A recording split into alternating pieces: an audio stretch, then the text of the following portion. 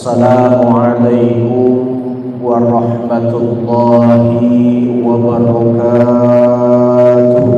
Waalaikumsalam warahmatullahi wabarakatuh. Alhamdulillah, alhamdulillahilladzi ja'alana wa atamma 'alaina ni'matal iman wal islam. وبعث المصطفى بدين الحق ليظهره على دينه ولو كره الكافرون أشهد أن لا إله إلا الله وحده لا شريك له وأشهد أن سيدنا ونبينا محمدا عبده ورسوله اللهم صل وسلم وبارك وكرم على هذا النبي الكريم سيدنا وحبيبنا وشفيعنا وقرة أعيننا ومولانا محمد وعلى آله وأصحابه اشرح لي صدري أمين ويسر لي أمري واحلل عقدة من لساني يفقه قولي آمين آمين آمين. Ngajinya kudu doa Pak Bu, ngajinya kudu doa. Ini lagi doa, ngobrol mah ngobrol. Betul apa betul? Tuh kan betul. Ya kan? Pertama-tama marilah kita panjatkan puja dan puji syukur kita ke hadirat Allah Azza wa Jalla. Karena alhamdulillah pada kesempatan malam hari ini kita masih diberikan begitu banyak kenikmatan oleh Allah. Salah satunya adalah kenikmatan ditetapkannya iman dan Islam kita.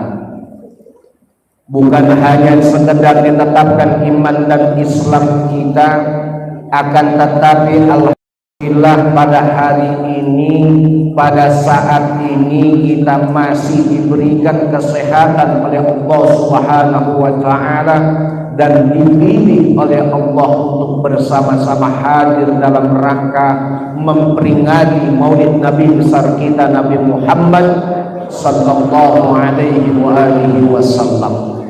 Mudah-mudahan dengan berkumpulnya kita di tempat ini, bermuajahannya kita di tempat ini, mudah-mudahan Allah mengabulkan segala hajat-hajat kita, amin. Allah panjangkan umur kita dalam keadaan sehat walafiat, amin. Dan mudah-mudahan dengan berkumpulnya kita di tempat ini, mudah-mudahan Allah wafatkan diri kita satu persatu dalam keadaan husnul khatimah, amin. Amin ya Allah ya Rabbal alamin. Yang sudah kita lewati dan tidak mungkin waktu itu akan kembali pada diri kita. Sedangkan masa sekarang adalah sebuah masa kenyataan, di mana kita hidup sekarang ini dan merasakan apa yang sedang kita rasakan di waktu saat ini pula. Sedangkan waktu yang terakhir adalah masa waktu yang akan datang, di mana masa itu adalah sebuah harapan, cita-cita serta hayalan kita akan waktu yang akan sebelum kita lewati. Akan tetapi berbicara orang yang bijak dan baik adalah orang yang bisa menjadikan hari ini jauh lebih baik daripada hari yang sudah kita lewati, dan menjadikan hari ini atau hari yang akan datang jauh lebih baik daripada hari yang sekarang kita lewati pada saat ini sekarang. Paham maksudnya? Oleh karena itu, dalam kesempatan yang singkat ini kita akan bersama-sama mengupas hikmah daripada peringatan Maulid Nabi besar kita Nabi Muhammad sallallahu alaihi wasallam. Karena sebagaimana kita pahami bersama, berbicara sebuah peristiwa sejarah yang namanya peringatan Maulid adalah sebuah bentuk peristiwa yang sudah lampau, akan tetapi relevansinya tidak akan mengurangi daripada nilai-nilai kehidupan yang sekarang kita dapati. Kalau kita berbicara Islam, Pak, Bu, mungkin dalam setiap bulannya kita pasti diingatkan yang namanya sebuah peristiwa dan sejarah. Setiap kita masuk bulan Rajab, pasti di situ kita diingatkan dengan sebuah peristiwa yang namanya Isra dan Mi'raj. Ketika masuk di bulan Muharram, pasti kita pun diingatkan dengan sebuah peristiwa yang namanya hijrahnya Rasulullah sallallahu alaihi wasallam. Ketika masuk di bulan Dzulhijjah, kita pun diingatkan dengan sebuah peristiwa di mana diwajibkan yang namanya haji dan diwajibkannya bagi orang yang mampu untuk melaksanakan yang namanya ibadah kurban. Ketika masuk bulan Ramadan, kita pun diingatkan yang namanya nuzulul Quran. Dan ketika sudah masuk di bulan Rabiul Awwal, kita pun diingatkan dengan sebuah sejarah di mana terlahirnya seorang sosok yang mulia, seorang sosok yang menjadi sebuah suri tauladan dalam hidup kita, yaitu Nabi besar kita Nabi Muhammad sallallahu alaihi wasallam. Hadirin yang insyaallah dimuliakan oleh Allah Subhanahu wa taala. Kita tahu bersama yang namanya Al-Qur'an adalah bukan kitab sejarah, betul apa betul? Akan tetapi Al-Qur'an ini banyak sekali menceritakan dan mencatat para pelaku sejarah sehingga diabadikannya di dalam Al-Qur'anul Karim. Ketika berbicara Nabi Muhammad, diabadikanlah dengan surat Thaha dan surat Muhammad. Ketika berbicara dengan yang namanya surat Maryam, kita pun diingatkan dengan yang namanya Nabiullah Isa alaihi salam. Dan banyak sekali para pelaku sejarah, semuanya diabadikan di dalam Al-Quran. Oleh karena itu, dalam kesempatan kali ini bukan hanya sekedar kita membahas bagaimana hikmah menanamkan sebuah cinta diri kita kepada Rasulullah, akan tetapi akan saya bagi menjadi dua topik. Yang pertama adalah yang berkaitan tentang pengertian dan kedudukan Maulid Nabi besar kita Nabi Muhammad sallallahu alaihi wasallam di dalam agama Islam. Dan yang kedua, kita akan membahas sebuah motivasi bagi kita semua, kenapa bagi kita umat Islam harus memperingati yang namanya peringatan Maulid Nabi besar kita Nabi Muhammad sallallahu alaihi wasallam. Hadirin yang dimuliakan oleh Allah Subhanahu wa taala. Di dalam kehidupan kita sehari-hari, Bu, Pak, ada kata yang sering kita dengar. Ada kata maulid, mulud, dan milad. Kira-kira yang benar mana? Pak, makanin Pak, makanin. Ngajinya pada serius banget. Bu, yang benar mana? Maulid, mulud, milad? Maulid. Kenapa maulid, mulud apa salah? Ayo saya tanya.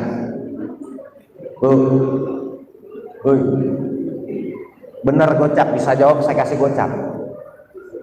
Cepet. 200 ada nggak? Angkat tangan aja. 300. 400 Pak ada 400 Bu, 400, 500 ribu bisa jawab. Alhamdulillah duit saya selamat. Alhamdulillah pada KM Pak Haji duit saya selamat. Gak ada yang bisa jawab ternyata. Bu, kalau berbicara maulud dan milad, ini kita ngaji dulu biar nggak gagal paham. Jangan sampai kita dikit-dikit ada orang mengadakan maulid, mengadakan hal-hal yang lainnya, itu bid'ah, itu enggak benar. Jangan sampai gagal paham. Kalau kata maulud dan milad ini berasal dari 3 kata, waw, lam, dal, yang kita kenal dalam istilah bahasa Arab kata walada. Kalau berbicara maulid, kalau dalam istilah menjadi santri, ini dikenal dengan yang namanya ismul makan au zaman, sebuah bentuk kata isim yang menunjukkan waktu dan tempat. Makanya dikatakan maulid. Artinya apa? Sebuah tempat atau di waktu di mana Rasulullah SAW dilahirkan, itu maulid. Kalau maulud, ini kan bahasa orang Jawa juga, muludan. Kadang-kadang ditanya orang Jawa, mulud apa Pak? Ya mulud pokoknya, Nabi mau lahir. Betul. Maulud ini sama, diambilnya dari kata walada yang di situ menunjukkan yang namanya isim maf'ul. Maulud artinya dilahirkan. Milad sama, artinya dilahirkan. Jadi kalau ada orang kita, khususnya orang Indonesia, kalau mengatakan bahasa maulid, mulud dan milad, itu tidak ada bentuk perbedaan yang signifikan. Tetapi pada umumnya secara bahasa digunakan kata maulid Nabi Muhammad sallallahu alaihi wasallam. Akan tetapi kadang-kadang kita sebagai umat Islam terkecoh menggunakan bahasa milad, gaya-gayanya orang Arab. Milad, pernah dengar Bu milad? Yaumul milad. Kalau milad, ini ngaji dulu biar paham. Jangan sampai pulang dari sini nggak paham apa itu arti maulud, milad sama maulid. Bahasa milad kalau dijelaskan di dalam kamus bahasa Arab yang berjudul Mu'jam Lughatul Arabiyyah Al-Aysirah, bahwa sesungguhnya yang namanya milad adalah sebuah bahasa yang menjadi pasif, yang sering dipakai oleh orang non-muslim. Contoh, orang Nasrani ketika merayakan hari Natal pasti dia menggunakan bahasa Eid al-Milad. Ketika masuk malam Natal mereka menggunakan kata Lailatul al-Milad. Ketika menyebut pohon Natal mereka mengatakan Syajaratul al-Milad. Tuh. Jadi bahasa milad ini adalah bahasa yang sudah dikultuskan oleh orang-orang non-muslim menjadi bahasa yang baku untuk setiap kelahiran apapun, itu dikatakan namanya milad. Makanya kita sebagai bangsa Indonesia, sebagai orang muslim kudu paham. Jangan kadang-kadang kita mah ikut-ikutan tapi nggak paham dasarnya. Itu yang namanya milad. Makanya tidak pernah kita lihat milad Nabi Muhammad, nggak pernah kita lihat. Di spanduk apapun nggak tertuang milad Rasulullah Sallallahu Alaihi Wasallam. Akan tetapi yang tertulis adalah maulid Nabi besar kita Nabi Muhammad Sallallahu Alaihi Wasallam. Paham bu? Bu, oi, paham kagak? Pak, paham kagak? Belum. Allah jangan kerjaan saya Pak. Ini ngaji dulu. Hadirin yang insyaallah dimuliakan oleh Allah Subhanahu wa taala. Kemudian berbicara kedudukan maulid Nabi besar kita Nabi Muhammad sallallahu alaihi wasallam dalam agama Islam. Sebagaimana kita pahami bersama, dalam sejarah apapun tidak pernah kita temuin, tidak pernah kita lihat bahwa Rasulullah Sallallahu Alaihi Wasallam ketika dia terlahir di muka bumi ini dia meniup ulang tahun. Nggak pernah. Kita nggak pernah melihat dalam sebuah sejarah ketika Rasulullah meriahkan, meramaikan ulang tahunnya dengan mengundang pengajian. Tidak pernah. Kita tidak juga pernah melihat ketika Rasulullah Sallallahu Alaihi Wasallam lahir ke dunia ini manggil orang untuk sama-sama ngaji, baca maulid, baca diba, baca apapun. Kita tidak pernah lihat dalam sejarah itu. Betul apa betul? Betul apa betul? Betul. Kemudian ketika seorang sahabat bertanya, ya Rasulullah, kenapa engkau melakukan puasa setiap Seninnya? Apa yang dijawab oleh Rasulullah? Dzaka yaumun wulidtu fihi wa ba'athu fihi wa unzilu ala fihi. Sesungguhnya kenapa saya melakukan puasa di hari Senin? Sesungguhnya karena saya dilahirkan pada hari itu, dan saya dibangkitkan oleh Allah pada hari itu, dan saya diutus menjadi seorang Rasul. Allah tetapkan pada hari Senin, yang akhirnya saya bersyukur kepada Allah dengan melakukan ibadah puasa. Kalau orang Jawa biasanya puasa weton Pak. Weton, puasa hari kelahiran. Betul apa betul? Lalu ketika Rasulullah tidak pernah memperingati hari maulidnya, para sahabat pun tidak pernah mengikuti melakukan peringatan maulid. Apakah hal ini menjadi sesuatu yang bid'ah atau sesuatu yang tidak baik di dalam Islam? Nah, kita kaji sekarang hukum yang namanya peringatan maulid. Kita kaji hukum peringatan daripada maulid. Bapak Ibu yang dimuliakan oleh Allah Subhanahu wa taala, di dalam kitab Husnul Maqasid fil A'malil Maulid, karangan daripada Syekh Al-Imam Jalaluddin As-Suyuti, di mana beliau mengatakan bahwa sesungguhnya kana fi Rasulillah, kana fi zamanir Rasulillah wa khulafa'ur rasyidin,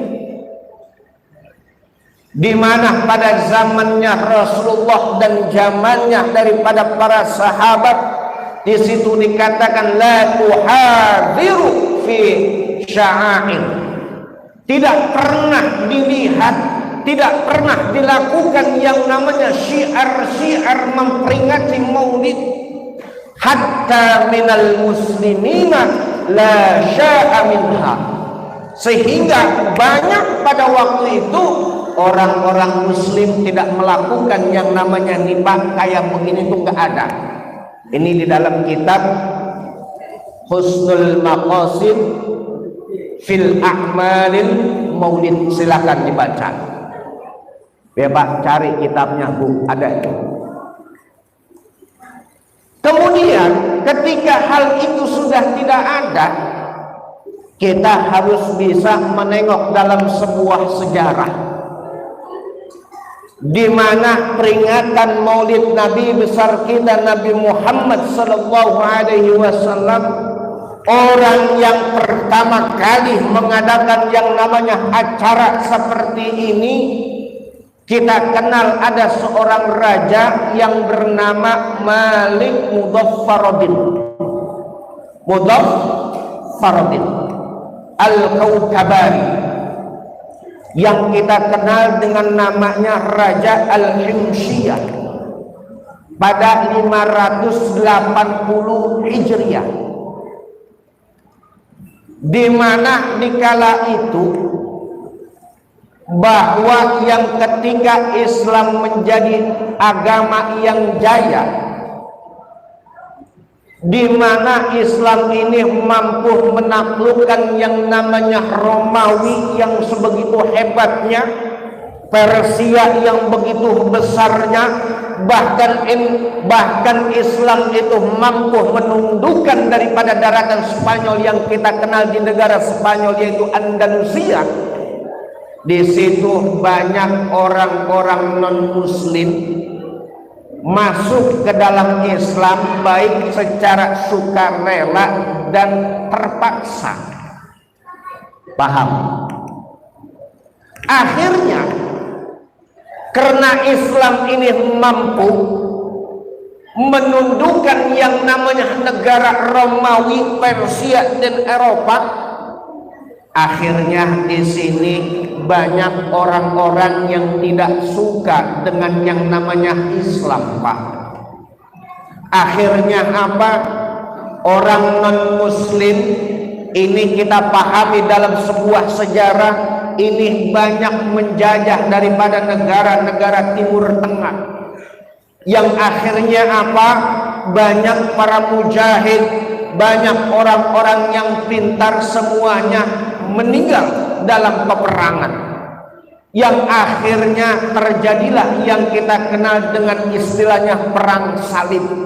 Paham? Paham? Kudu paham dulu ngajinya, kudu paham dulu. Namanya ngaji, belum ceramah ini, baru ngaji Bu, belum ceramah. Saya kalau udah ceramah bisa 2 jam, ngaji bisa 5 jam. Bener tuh. Ketika kalah dalam perang salib, akhirnya apa? Banyak karya-karya umat muslimin, orang-orang muslim ini yang dimusnahkan, yang akhirnya apa? Para generasi pada waktu itu takut dengan yang namanya non-muslim. Agamanya dijajah, hartanya dirampas, bahkan di situ ditonjolkan yang namanya tokoh-tokoh fiktif, di mana generasi Islam pada waktu itu tidak kenal yang namanya siapa itu Imam Syafi'i, siapa itu Imam Malik, siapa itu Imam Hambali dan Imam Hanafi. Mereka tidak kenal.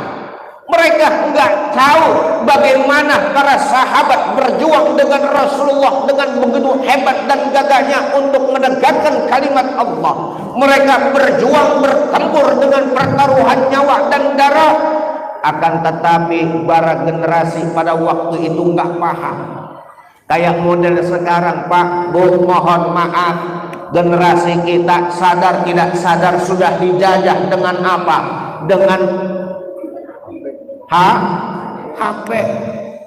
Coba bocah sekarang, kalau di rumah nggak ada wifi, itu pasti nuntut sama emak bapaknya beliin pulsa. Betul apa betul? Saya tanya, Bu, anak kita lebih banyak melihat HP apa melihat Al-Quran? Anak kita lebih banyak ngaji dengan HP apa main game di dalam HP?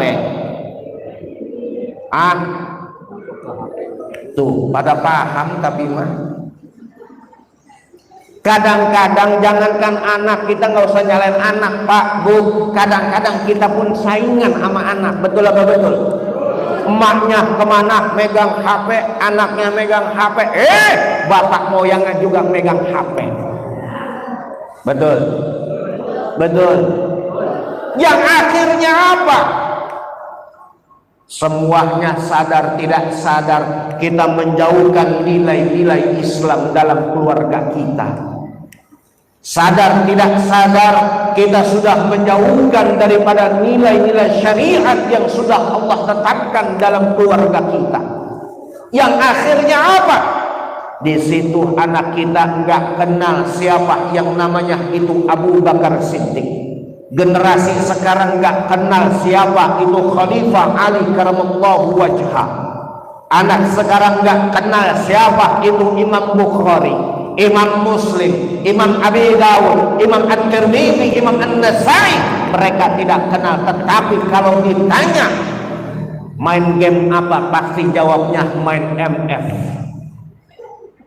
Free Fire FM. Ditanya main apa lagi, ML, mobil lah itu apal macam apa tuh, apal. Anak saya juga main, masalahnya kadang-kadang diajakin mabar bareng, ya kita mabar apa sih, main bareng, ngerti juga orang tuh anak sekarang. Makanya sampai sekarang bu, mohon maaf, anak saya kalau sudah masuk jam 5 mau maghrib, stop yang namanya HP. Setelah selesai isya silakan main HP lagi, selesai jam 9:30 harus tutup yang namanya HP. Nggak sadar kalau kita sudah membodohkan generasi kita, nggak sadar kalau kita sudah membodohkan daripada anak-anak kita semuanya daripada nilai-nilai Islam. Akhirnya disinilah daripada Al-Malik Al-Mudaffarin yang kita kenal dengan Raja Al-Himsi ini memanggil para ulama. Dipanggillah para ulama, dipanggillah para orang-orang alim. Dikumpulkan oleh Raja Al-Himsi pada waktu itu. Dia berkata, wahai para ulama, wahai para sesepuh, ini negara bangsa kita sudah kacau balau. Ya Tuan Raja, generasi kita sudah tidak kenal yang namanya Islam. Generasi kita sudah meninggalkan Al-Quran. Generasi kita enggak pernah yang namanya jamaah. Bahkan mereka takut kalau mereka menghadapi daripada mereka yang sudah mengganggu di luar agama mereka. Akhirnya para ulama ini sepakat. Dipanggillah kata ulama, ada satu ulama mengatakan, wahai raja, bagaimana kalau kita mengadakan peringatan maulid saja? Kenapa? Karena dengan membaca syair, dengan memperingati maulid, kita mengkupaskan kembali bagaimana sejarah itu ditegakkan. Sejarah itu dilakukan oleh Rasulullah agar mereka punya rasa cinta kepada nabinya, sehingga mereka menjadi orang yang hebat di dunia ini. Akhirnya apa kata raja? Saya setuju. Saya setuju. Akhirnya dipanggillah para penyair. Dipanggil para penyair. Dipanggillah orang-orang yang bisa memuji daripada Rasulullah SAW. Tadi kita dengarkan guru kita membaca yang namanya Maulid Diba. Tujuan dibacakan Maulid Diba adalah bukan hanya sekedar didengar enak untuk didengar, tetapi muncul sebuah bentuk rasa semangat kita, muncul termotivasi dalam diri kita. Rasulullah sudah berjuang sampai saya bisa kenal Islam. Rasulullah sudah berjuang berperang untuk menegakkan Islam. Begitu susahnya Islam itu dilaksanakan, begitu susahnya Islam ditegakkan pada waktu itu. Giliran sekarang Islam sudah jaya, Islam sudah maju, Islam sudah aman. Kita boro-boro untuk sama-sama untuk meramaikan daripada ajaran Islam. Betul apa betul? Betul apa betul? Makanya saya kadang-kadang suka ngenes Pak, Bu, jujur. Di masjid ini tadi Pak DKM Pak Haji bilang ini hampir 1,5 M. Luar biasa. Perjuangan daripada para bapak-bapak semua dan hamba-hamba Allah semuanya. Akan tetapi yang lebih ngenes lagi, al masjidul haram minal huda, di mana di masjid itu tidak ada petunjuk dari Allah.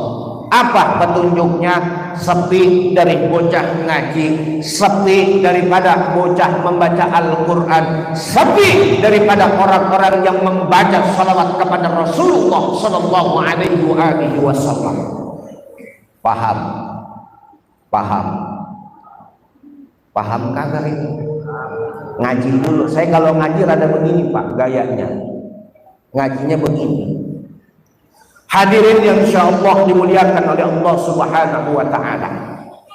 Di situ ada ulama mengatakan, wahai tuan raja, kalau kita memperingati Maulid, ngundang orang, ngadain pengajian umum kayak begini, itu sesuatu yang tidak pernah dilakukan oleh Nabi dan para sahabat.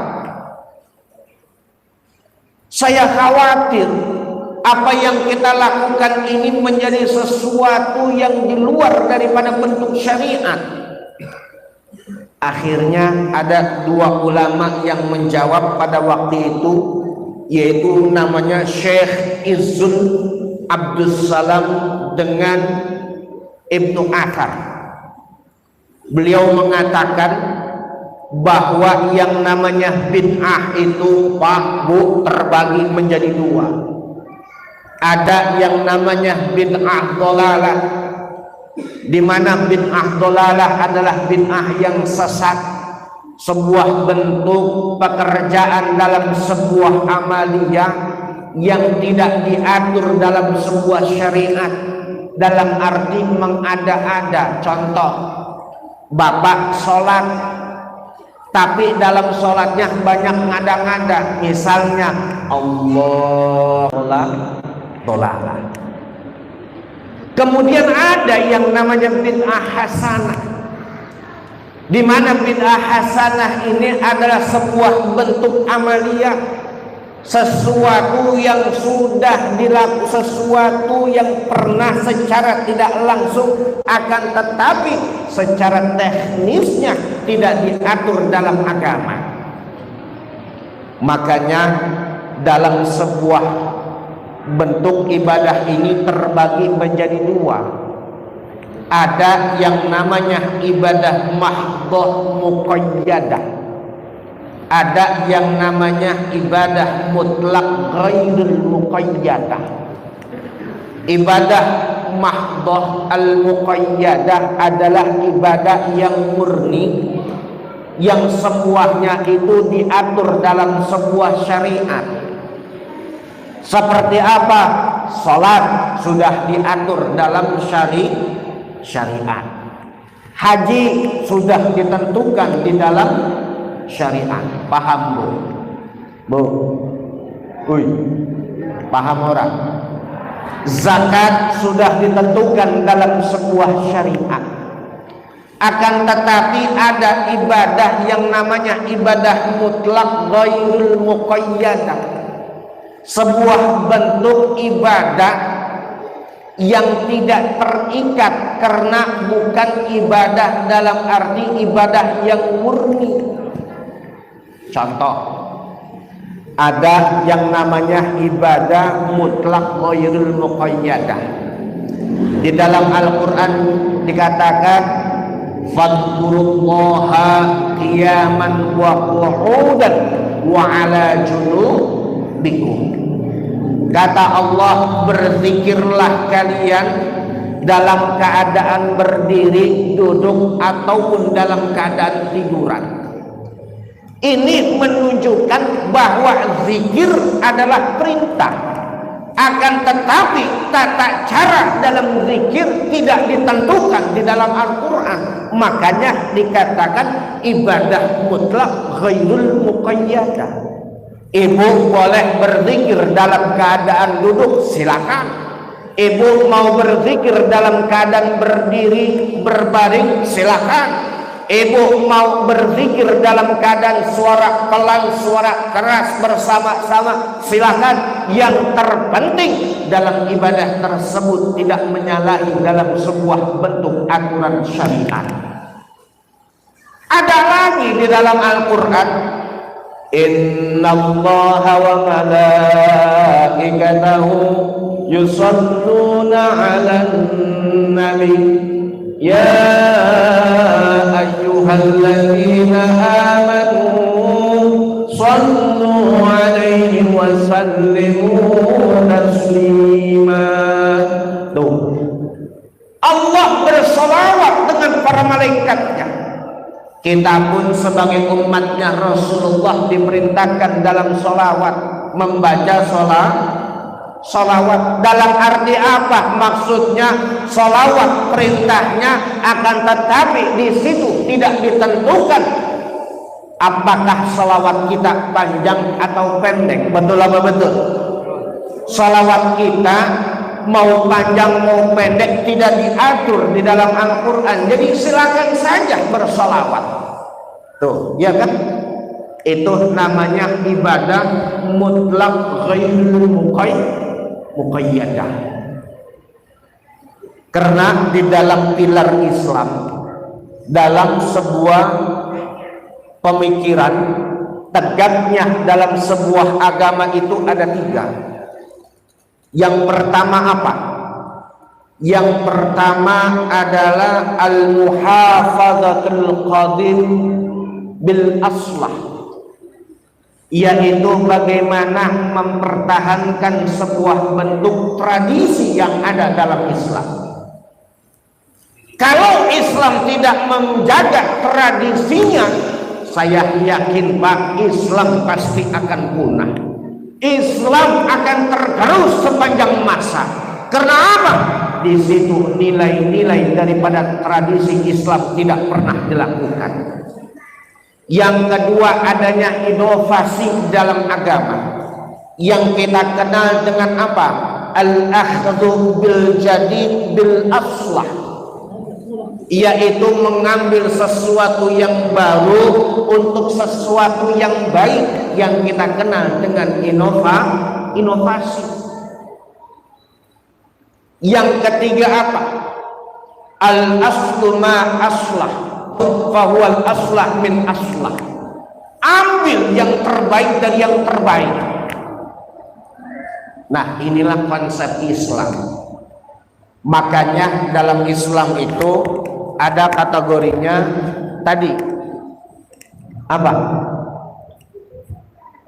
Seperti orang yang berzikir, orang yang membaca sholawat, kemudian orang yang berdakwah. Dalam Al-Quran jelas, ud'u sabil birabbik bil hikmati wal mau'izah. Dalam arti apa? Perintah untuk berdakwah yang terpenting adalah santun.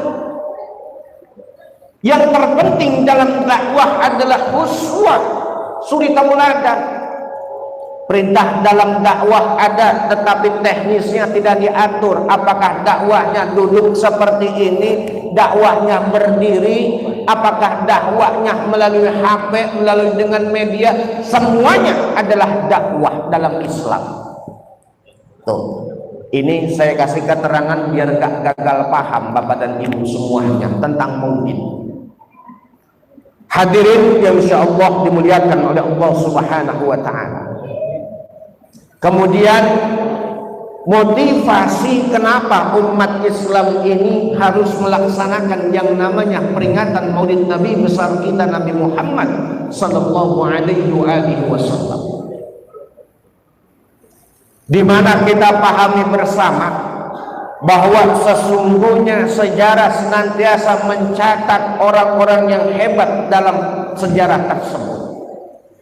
Akan tetapi Pak, Bu, ada orang yang hebat karena dia mempunyai sebuah jabatan. Ada orang yang hebat karena dia mempunyai sebuah pangkat dan kekuasaan dan sebuah apa lagi. Kemudian ada orang yang hebat karena dia memiliki harta yang berlimpah dan sebagainya. Ada orang yang hebat karena dia memiliki ilmu yang sangat luas. Akan tetapi ketika kita melihat Rasulullah Sallallahu Alaihi Wasallam, Rasulullah ini adalah orang yang hebat. Orang yang hebat bukan karena Rasulullah memiliki sebuah jabatan, pangkat dan kekuasaan.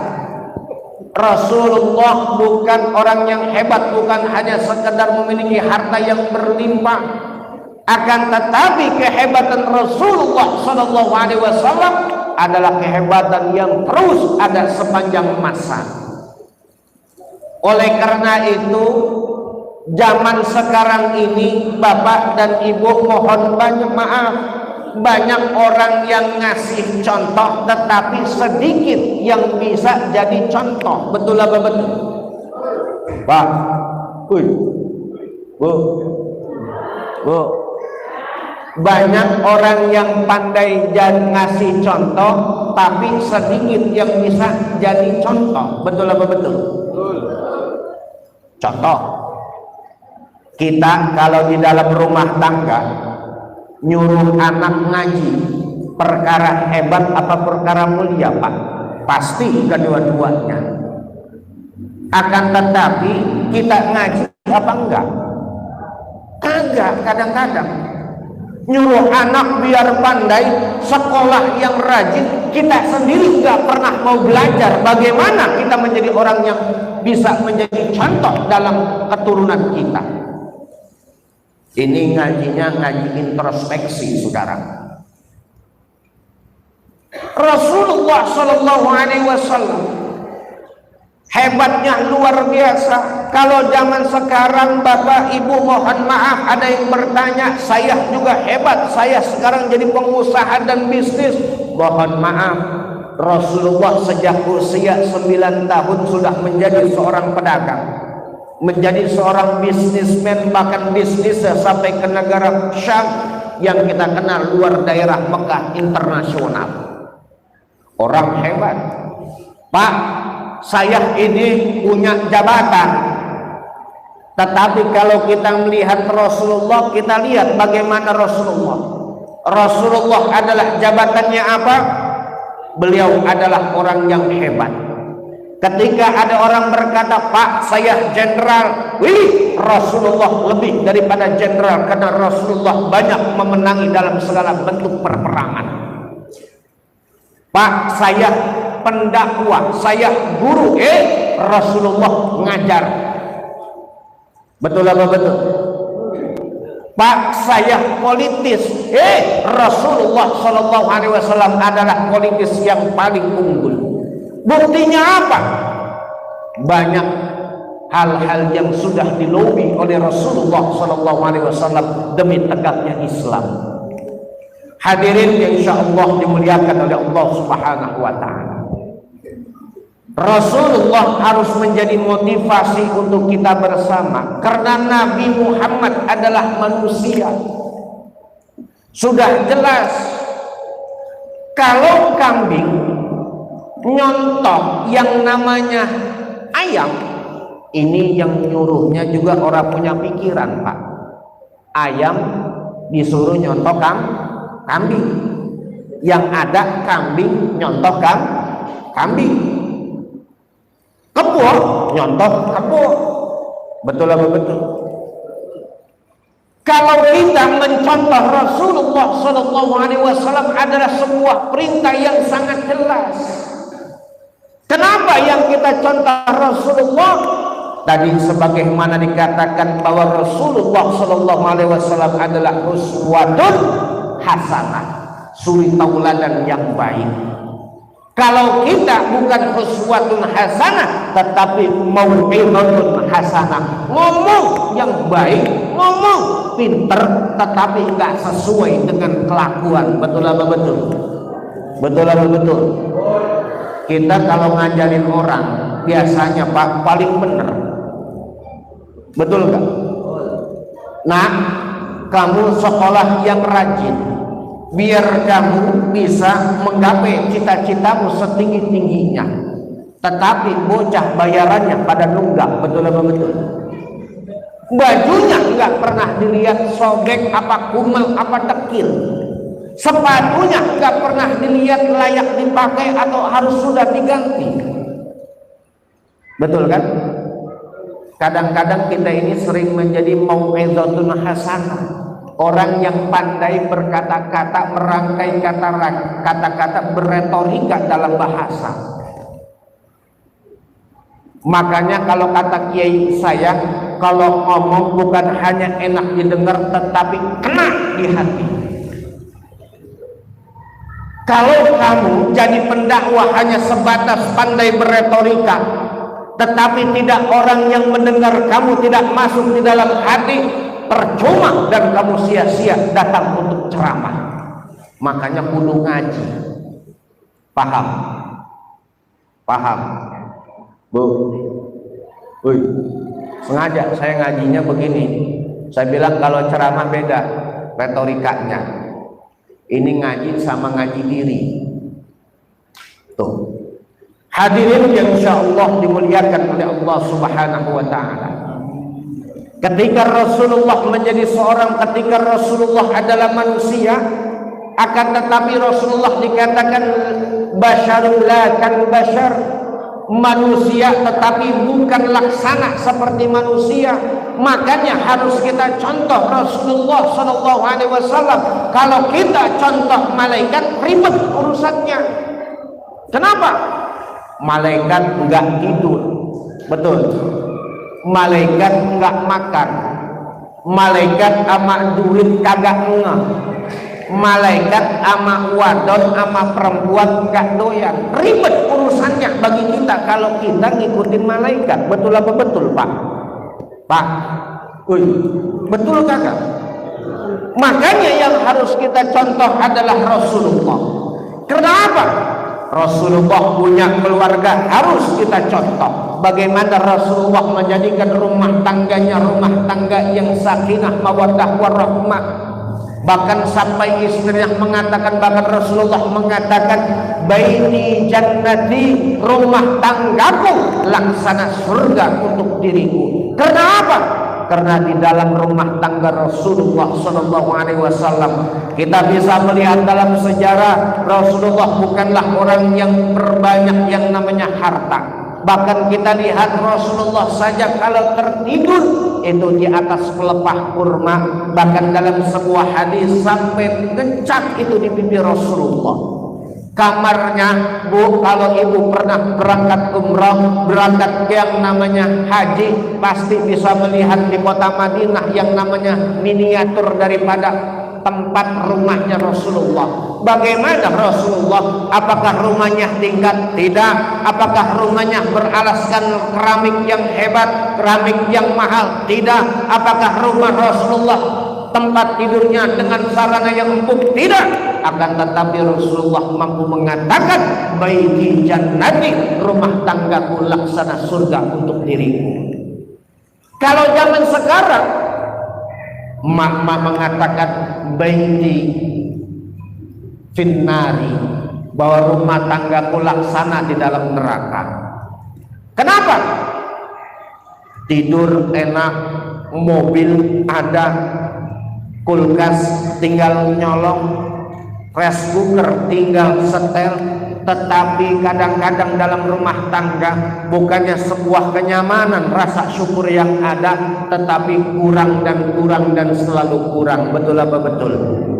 Bu, kadang-kadang kita kalau lihat tetangga, ini mohon maaf rata-rata yang namanya ibu-ibu, kadang-kadang kalau ibu-ibu, Pak, kalau ngaji itu kan kadang-kadang rada kepo.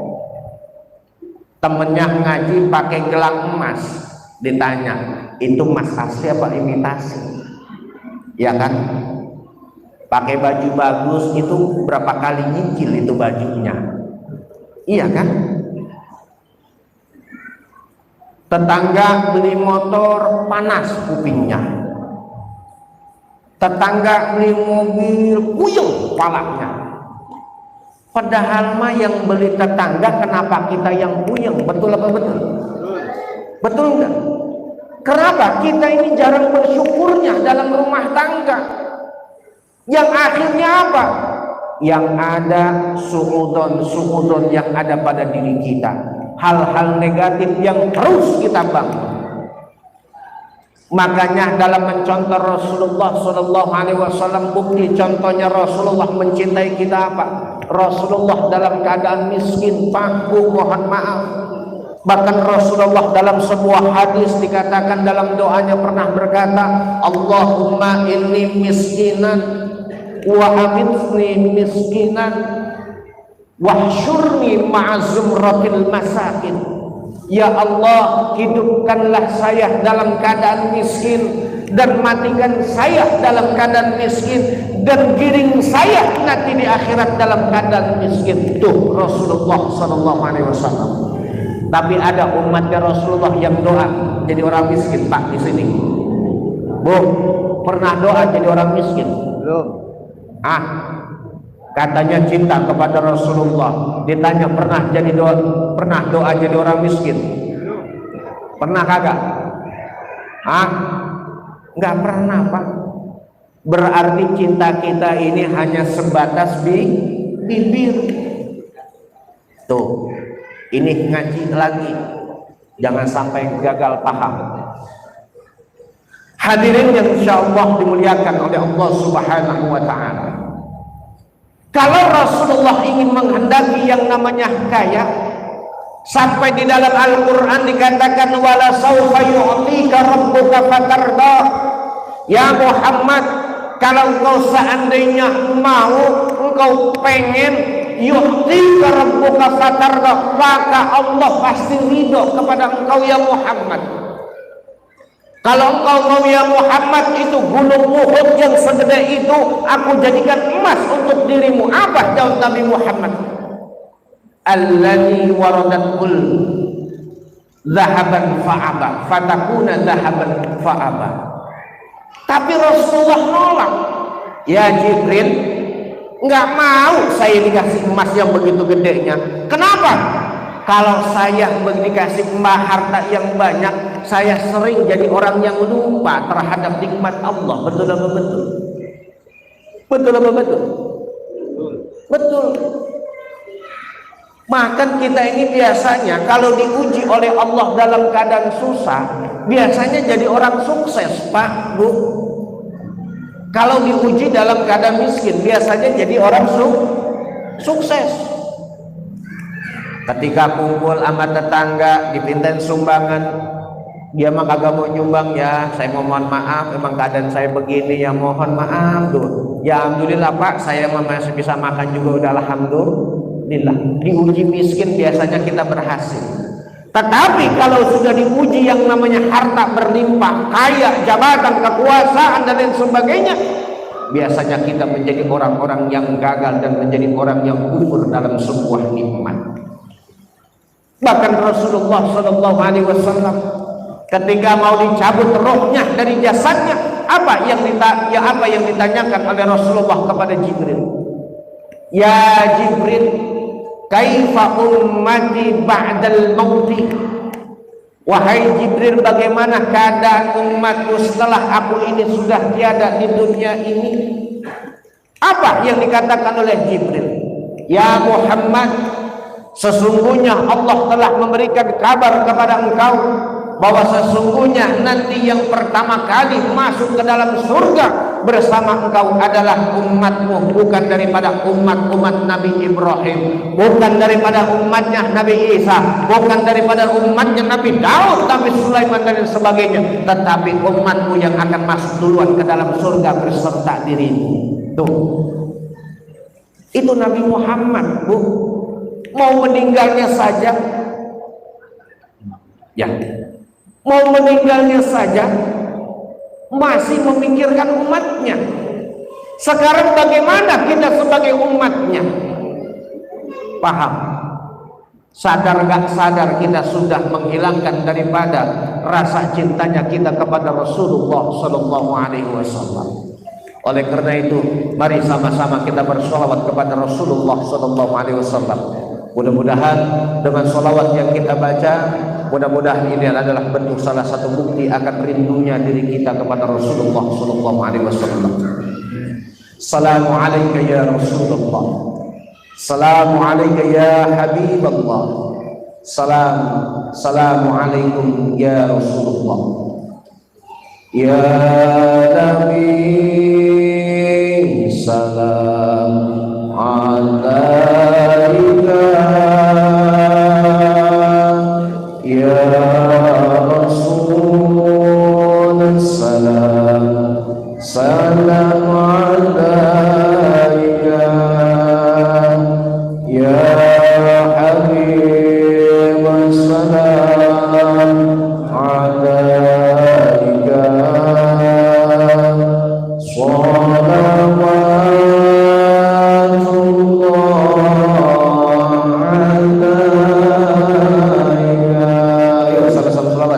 Ya Nabi,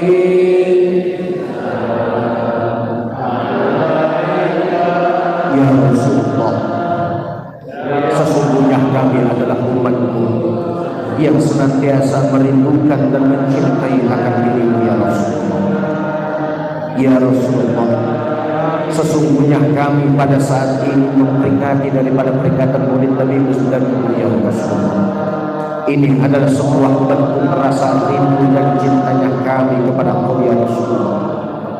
Ya Sayyidina Muhammad, Allahumma rahmatan Allahumma sulih wa'afi ummata Sayyidina Muhammad, Allahumma fad wansur ummata Sayyidina Muhammad, Allahumma rahmati ummati Sayyidina Muhammad rahmatan 'amatan ya rabbal alamin, Allahumma ighfir li ummati Sayyidina Muhammad maghfiratan 'amatan ya rabbal alamin, Allahumma ya Allah biha ya Allah biha ya Allah bi husnil khatimah, ya Allah biha ya Allah biha ya Allah bi husnil khatimah, ya Allah biha ya Allah biha ya Allah bi husnil khatimah. Rabbana hab lana min azwajina wa dhurriyyatina qurrata a'yun waj'alna lil muttaqina imama. Allahumma ij'al awladana min ahli al-'ilmi wa min ahli al-khair. Allahumma ij'al awladana min ahli al-'ilmi wa min ahli al-khair. Wa la taj'al wa iyyahum min ahli asy-syarri wad-dhayr wal ma'siyah innaka 'ala kulli syai'in qadir. Rabbana atina fid dunya hasanah wa fil akhirati hasanah wa qina adzabannar. Subhana rabbika rabbil izzati amma yasifun wa salamun 'alal mursalin walhamdulillahi rabbil alamin. Maaf dan saya akhiri wabillahi taufiq wal hidayah wa lakum assalamu alaikum warahmatullahi wabarakatuh.